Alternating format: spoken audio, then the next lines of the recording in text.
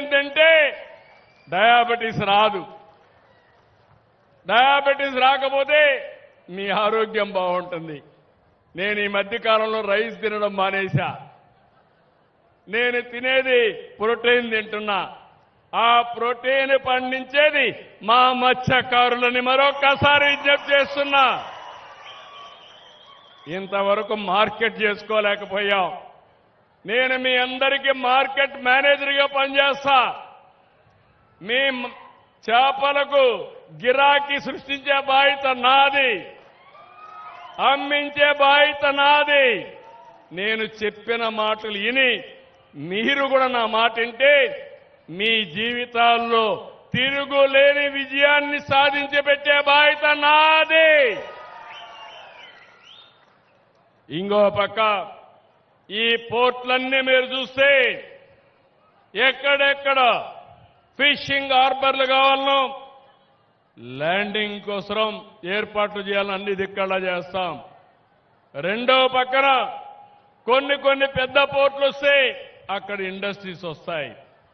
ఇక్కడ కూడా మీరు ఉత్పత్తి చేసిన వస్తువుల్ని ఈ పోర్టు ద్వారా పంపిస్తే ఇక్కడ మీ పిల్లలకు కూడా ఉద్యోగాలు వస్తాయి. చేపల బట్టే పిల్లలు చేపలతోనే ఉండిపోవడం మంచిది కాదు. ఈరోజు ప్రభాకర్ రెడ్డి గారు ఉన్నారు, కృష్ణారెడ్డి ఉన్నాడు. వీళ్ళు నెల్లూరు జిల్లాలోనే పుట్టారు. వ్యాపారాలు చేసుకుంటూ 10 రూపాయలు సంపాదించారు. నా మత్స్యకారులు ఎందుకు ఆ విధంగా తయారు కాలేరో నేను చూస్తానని మరొకసారి హామీ ఇస్తున్నా. అది నా పట్టుదల. అన్ని చెరువుల్లో నీళ్లు పెట్టాను, అన్ని రిజర్వాయర్లో నీళ్లు పెట్టాను. రిజర్వాయర్లు నీళ్లు కళకళలాడుతున్నాయి. ఇప్పుడు చేపలు గలగలలాడించాల్సిన బాధ్యత ఉంది. అన్ని చెరువుల్లో చేపలు ఉండాలి. ఆ చేపలు అందుకుని అమ్ముకునే హక్కు మా మత్స్యకారు సోదరులకుంటే అది నిజమైన సంపద అని చెప్పి కూడా నేను మీకు తెలియజేస్తున్నా. ఇక్కడే సాగర్ డిఫెన్స్ ప్రాజెక్టు పెట్టినప్పుడు మీకు అనుమానాలు క్రియేట్ చేశారు. ఎవరికి అనుమానం వద్దు. ఇది దేశ రక్షణ కోసం చేసేది. ఇందులో పనిచేసే వాళ్ళందరికీ మన ఊర్లో ఉండే వాళ్ళకి స్కిల్ డెవలప్మెంట్ చేసి మీకే ఉద్యోగాలు ఇప్పించే బాధ్యత మేము చూసుకుంటా.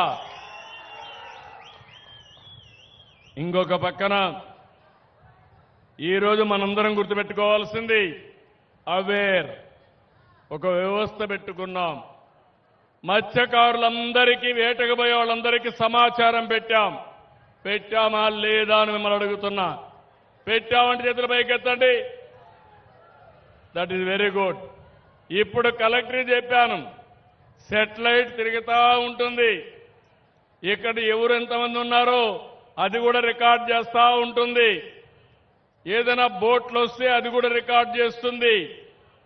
అదే మరి సంపద ఎక్కడుందో అవన్నీ కూడా చూసి చేపలు ఉండేది ఇక్కడికి మనకి ఎప్పటికప్పుడు వస్తాయి. దీన్ని ఇంకా పగడ్బందీగా అమలు చేస్తాం. ఒక పక్క మెకనైజ్డ్ బోట్లు వచ్చి ఇంకో పక్క ఎక్కడ చేపలున్నాయి చెప్పగలిగితే